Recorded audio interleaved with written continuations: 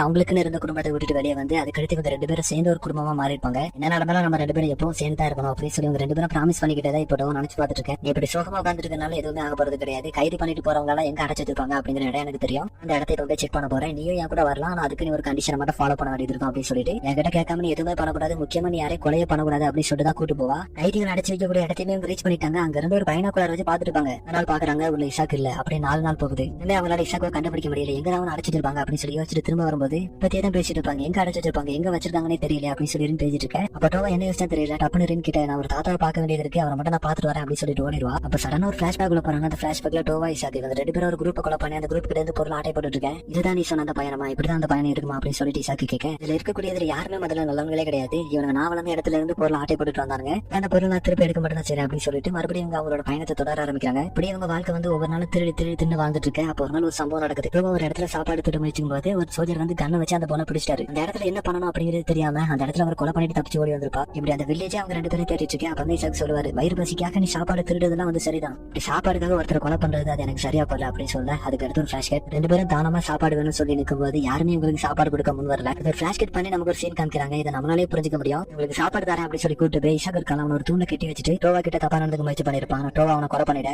இசாக் இது நீ வாழ்ந்த மாதிரியான ஒரு இடம் கிடையாது, நீ இங்க நல்லவனா இருந்தாலும் உன வேட்டையாட தான் செய்வாங்க, அந்த மாதிரியான ஒரு மிருக கூட்டத்து கூட தான் நம்ம வாழ்ந்துட்டு இருக்கோம், அதாவது நீ புரிஞ்சிருப்ப அப்படின்னு சொல்லிட்டு இவங்க 2 பேரும் அவரோட பயணத்தை தொடர ஆரம்பிக்கிறாங்க. இப்படிதான் இவங்க 2 பேரும் ஜப்பானுக்கு வந்திருப்பாங்க. அடுத்த சீனியரின் வந்து காகிமரா நோட் விட்டுருப்பா. காகிமரா அவரோட வைஃப் கிட்ட பேசிட்டு எங்க போறாரு, கீச்சினா இதே ரின் கிட்ட சொல்லிட்டு அனுப்பி விட்டுருப்பாரு. இப்ப வந்து அவனோட வைஃபை பார்த்துட்டு மாஞ்சி எங்க இருக்காரு அங்கதான் போகணும், நீ அவனை மட்டும் ஃபாலோ பண்ணும், மாஞ்சி எங்க இருக்கான் அப்படிங்கிறத கண்டுபிடிச்சலாம் அப்படின்னு சொல்லி அனுப்பி வச்சிருக்கேன். அன்னைக்கு ஃபுல்லா அவரை ஃபாலோ பண்ணி பாத்துருப்பா, நான் எதுவுமே கண்டுபிடிச்சிருக்க மாட்டா. அப்ப அன்னைக்கு நைட் ரொம்ப நேரம் இருக்கு, என்ன டோவா வரல அப்படின்னு சொல்லி வச்சுட்டு இருக்கும்போது அப்ப வீட்டுக்கு வெளியே ஏதோ சவுண்ட் கேட்கும். இப்ப அவளா தான் இருக்கணும் அப்படின்னு சொல்லிட்டு வெளியே வந்து பார்க்கும்போது அங்க டோவா ஒரு மாதிரியான நிலைமையில அனுப்பா. இவ்வளவு நேரம் எங்க போயிருந்தா அப்படின்னு சொல்லி கேட்க அவன் அப்படியே ரின்ன தழுவேன். என்ன நடந்திருக்குன்னா அந்த இமாரல் டெஸ்ட் பண்ணக்கூடியது டோவா தெரிஞ்சுக்கிட்டு வந்து ரின் கிட்ட சொல்ல இசாக்கும் அவங்க பிடிச்சிட்டு போய் ஏதாவது பண்ணிருக்கணும் அப்படின்னு சொல்லி வருத்தப்படும் போது ரிந்தா அவரை சமாதானப்படுத்துறா. இந்த 2 பேரும் அடுத்த நாள் காலையில டோவா கிடைச்ச இன்ஃபர்மேஷன் வச்சு ஒரு இடத்துக்கு போறாங்க. மூங்கில் காடு இவங்க 2 பேரும் உள்ள அப்படியே நடந்து போயிட்டு இருக்கு. அங்க ஒரு 2 பேர் ஒரு சாக்கு பிடிச்சி எடுத்துட்டு போயிட்டு இருக்காங்க. மூட்டையை கொண்டு போய் ஒரு இடத்துல தட்டானுங்க. இவங்க 2 பேரும் என்னவா இருக்கும் அப்படின்னு சொல்லிட்டு அந்த இடத்துல போய் பார்க்க கிளிஃப் கிட்ட தலையை விட்டது. இவங்க 2 பேரும் மூச்சு விட முடியல. என்னன்னு சொல்லி பார்த்தா அந்த எக்ஸ்பெரிமெண்ட்ல செத்து போன எல்லாரையுமே இந்த இடத்துல வந்து டம்ப் பண்ணிருக்காங்க. அடுத்த 2 பேர் இல்ல நூற்றுக்கணக்கான ஆட்களோட பாடி அந்த இடத்துல போட்டு வச்சிருக்கேன். இப்போ 2 பேர் பாடியை தட்டிட்டு போனாங்க. அவங்க 2 பேரும் ஃபாலோ பண்ண எங்க எக்ஸ்பெரிமெண்ட் நடக்கு அப்படிங்கிறது தெரிஞ்சுக்கலாம் சொல்லிட்டு அவங்க 2 பேரும் ஃபாலோ பண்ண 2 பேரும் ஒரு டஞ்சன் குள்ள போறாங்க. அந்த டஞ்சன் ஃபுல்லாவே ஃபுல் செக்யூரிட்டி. ரின் கிட்ட திரும்ப போலாம் அப்படின்னு சொல்லிட்டு சொல்ல ரின் வந்து அவங்க பின்னாடி ஃபாலோ பண்ணி போக வேண்டாமா அப்படின்னு சொல்லிட்டு கேட்க நாளைக்கு நம்ம நல்லா ப்ரிப்பேர் ஆயிட்டு இந்த இடத்துக்கு வருவோம், இப்போதைக்கு இந்த இடத்துக்கு போகலாம் அப்படின்னு சொல்லிட்டு இந்த இடத்துக்கு கிளம்ப ரின் வந்து டோவா கிட்ட உங்ககிட்ட இருக்கக்கூடிய மேப் வந்து உண்மைனா அந்த மேப் எங்க லீட் பண்ணுதுன்னு தெரியுமா உனக்கு, இந்த இடத்துல இருக்கக்கூடிய காகிமர கேஷ்ல தான் லீட் பண்ணுது, கண்டிப்பா செக்யூரிட்டி அப்படிங்கிறது சும்மா இருக்காது, காலையில மட்டும் ப்ரிப்பேர் ஆயிட்டு வந்தா உள்ள போயிடலாமா அப்படின்னு சொல்லிட்டு சொல்லும்போது டோவா வந்து ஏதோ யோசிக்கிறா. அடுத்த சீனே ஒரு தாத்தா இருப்பார்ல அவரோட கடையை குழம்பு போட்டு யாரும் ஏதோ தேன மாதிரி இருக்கு, கீழே ஒரு பழகி ஓபன் பண்ணி ஏதோ எடுத்துட்டு போயிருக்காங்க. ஆனா ரின் டோவா தான் ஏதோ ஒரு பொருள் எடுத்துட்டு வந்திருக்காங்க. அப்படி ஓடி வந்துட்டு இருக்கும்போது ஊர்ல இருக்கக்கூடிய மனைவிகள் எல்லாருமே எங்களோட கணவர்கள் காணாம போயிட்டாங்க, நீங்க தான் அவங்களை பிடிச்சிட்டு போனீங்க எங்க அப்படின்னு சொல்லிட்டு அங்க இருக்கக்கூடிய ஒரு காவலாளி கிட்ட கேட்டுட்டு இருக்கேன். அவங்க பார்த்தபடி அந்த இடத்துல தப்பிச்சு ஓடிட்டு இருக்கும்போது காகிமராக்கு ஒரு நோட்டீஸ் வருது. நோட்டீஸ் என்ன எழுதி இருக்குன்னா எக்ஸ்பெரிமெண்ட் சக்சஸ் அப்படின்னு சொல்லி எழுதி இருக்கு. அப்படியே அந்த சீனை கட் பண்ண நைட் வரையும் ஹைக்கிரனை பார்த்து ஏதோ ஒரு ஹெல்ப் கேட்கறாங்க. என்ன ஹெல்ப் அப்படின்னு சொல்லி காமிக்கல. அதுக்கு அடுத்த சீனே ஹைக்கிரன் வந்து கீச்சு கிட்ட ஏதோ ஒரு விஷயத்தை பத்தி பேசிட்டு இருக்காங்க. என்ன சொல்றாங்க, அதுல உனக்கு எக்ஸ்பீரியன்ஸ் இருக்கு, அப்ப இதை உன்னாலதான் பண்ண முடியும் அப்படின்னு சொல்ல என்னன்னு சொல்லி பார்த்தா ஹைக்கிரனோட வயிற்றுல ஒரு குழந்தை வரதான், இந்த குழந்தை நான் வளர்ப்பேன்னு சொல்லி நினைக்கிறேன் அப்படின்னு சொல்லிட்டு ஹைக்கிரன் கேட்க இந்த குழந்தை எது ஒரு தப்புமே பண்ணல அப்படின்னு சொல்லி கீச்சு சொல்லும்போது ஹைக்கிரன் ஒரு கல்ல எடுத்தவங்க வயிற்றுல வந்து நடிக்க கீச்சு இந்த கல்ல பிடிக்க துறை வீசிட்டு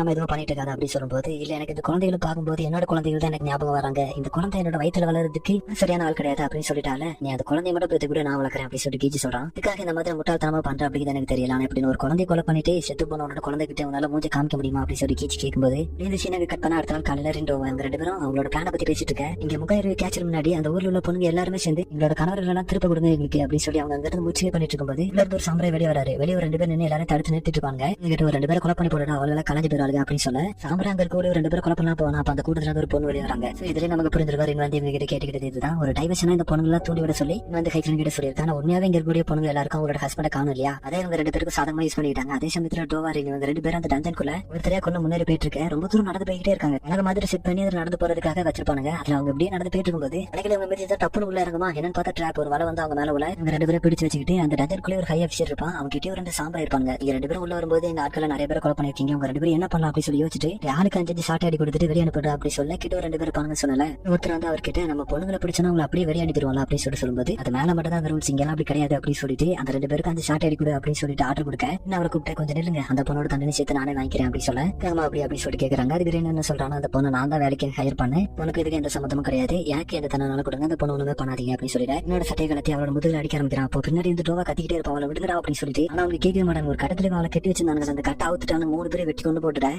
ரின் கிட்ட உட்காந்து எதுக்காக நீ இப்படி பண்ண அப்படின்னு சொல்லிட்டு கேட்கும்போது அதெல்லாம் ஒண்ணு இல்ல, நீ கவலைப்பட வேண்டாம், நான் வரும்போது இதுக்கெல்லாம் தயாரா தான் இருந்தேன் அப்படின்னு சொல்லிட்டு அவனோட பயணத்தை மறுபடியும் தொடர ஆரம்பிக்க. இந்த டஞ்சர்ல இருந்து தப்பிச்சு வந்து வெளியே பார்த்தா இன்னொரு டஞ்சருக்கு வழி காட்டுது. பாதி நோக்கி போக ஆரம்பிக்கிறாங்க. நிறைய பேர் வராங்க. அவங்களும் கொலை பண்ணிட்டு அந்த பாதை நடந்து போயிட்டு இருக்கேன். மேப்ல இருக்கிற மாதிரி ஒரு கோயை கண்டுபிடிக்கிறாங்க. அந்த கோயிலுக்குள்ள இவங்க 2 பேரும் போக நிறைய ஃபாலோ பண்ணிட்டு ஒரு 10 பேர் அவங்க 2 பேரும் இதுக்குள்ள தான் போயிருக்கணும் அப்படின்னு சொல்லிட்டு பொறுமையா உள்ள நடந்து வர ஆரம்பிக்கிறாங்க. ஆனா இவங்க எல்லாருக்கும் வெயிட் பண்ணி வாயில கேண்டிலோட கையில ஒரு 10 நைஃபோட நிப்பா. தீய பத்த வச்சுட்டு அவங்க வர பாத்துலயே நிறைய சாக்கு மூட்டையெல்லாம் போட்டு வச்சிருப்பா. அதுல தூக்கி வீச தாத்தா கடையில இருந்து ஆட்டையை போட்டு வந்தாங்கல்ல, எல்லாமே வெடி மருந்து. அதுல அந்த தீ பட்டதும் வெடிச்சு செதற ஆரம்பிக்குது. வெடி சதது கேட்டு அந்த பாதை நோக்கி நிறைய சாம்பராய் சோடி போயிட்டு இருக்கு. அதுல ஒரு சாம்பராயை கூப்பிட்டு காய்முறை கேட்கிறாரு. ஆச்சு அப்படின்னு சொல்லி கேட்கும்போது உள்ள 2 பேர் போந்துட்டாங்களா அப்படி சொல்ல அத்தம் கேஸ்டலுக்கு வெளியே இருக்கக்கூடிய எல்லாருமே கேட்டிருக்கோம் என்ன அப்படின்னு சொல்லி எல்லாரும் முடிச்சிட்டு இருக்கேன். ஹைக்கர் நீங்க இருந்து அவ பிளான் பண்ணபடி எல்லாம் கரெக்டா பண்ணிட்டு இருக்கா அப்படின்னு சொல்லி யோசிக்க வெடி பத்திர என்னோட சோல்டர் வந்து டிஸ்லோகேட் ஆயிருக்கும். அதை வந்து டோவா சரி பண்ணி விட்டுட்டு ஒரு கேண்டில் மட்டும் பத்த வச்சுட்டு 2 பேரும் உள்ள நடந்து போயிட்டு இருக்கும்போது தூரத்துல கருப்பா ஒரு உருவம் இங்க டோவா அலர்ட் ஆக அது என்ன உருவம் தெரியல. ஒரு மாதிரி சாம்பி மாதிரி ஓடி வர டோவா டப்புனு போய் அதோட கழுத்தை மட்டும் வெட்டி போட்டுட்டு அதான் முடிஞ்சிருச்சு வா போலாம் அப்படின்னு சொல்லிட்டு கூடும்போது ரின் அப்படியே ஒரு மாதிரி இருந்து பின்னாடி பாத்துட்டு இருப்பா. டோவா கழுத்தை வெட்டி போட்டு அந்த உருவம் வந்து பொறுமையா நிக்குமா. ரின் வந்து டோவா கிட்ட கொஞ்சம் பொறுமையா பின்னாடி திரும்பி பாரு அப்படின்னு சொல்ல இதே மாதிரி எக்ஸ்பிரிமெண்ட் பண்ணி கைவிடப்பட்ட நிறைய பேர் அங்க இருக்காங்க. பாதி சக்சஸ் ஆகும் பாதி ஃபெயிலர் ஆகும். மாதிரி சாம்பி மாதிரி அவங்க எல்லாம் நிக்க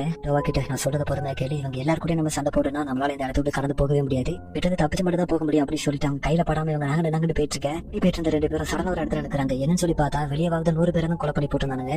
உள்ள அதுக்கு மேலே செத்து போன அவங்களோட பாடி நிறையவே இருக்கு. இதுல அங்க ஒரு பாடியை பார்த்து டோவா பொறுமையா நடந்து போக மாஸ்க் எடுத்து பார்த்தா இசாக்கு அவனை பிடிச்சி கதறி அழ ஆரம்பிக்கிறா. என்னை விட்டுட்டு எப்பவுமே போக மாட்டேன்னு சொன்னி அப்படின்னு சொல்லிட்டு அழுதுட்டு இருக்கும்போது ட்ரெயின் அங்க உள்ள மாஞ்சை தேடி போக ஆரம்பிக்கிறா. அந்த பாதையானது வந்து ரொம்பவே வீடா இருக்கு. ரொம்ப தனியா கட்டி இருக்கும். அதுக்கு அடுத்து போறதுக்கு வழி இல்ல, டெட் ஹேண்ட். மேல ஒரு கோகையை பாக்குறா. அந்த கோயிலுக்குள்ள போக ஆரம்பிக்க அப்படியே இந்த எபிசோட இந்த இடத்துல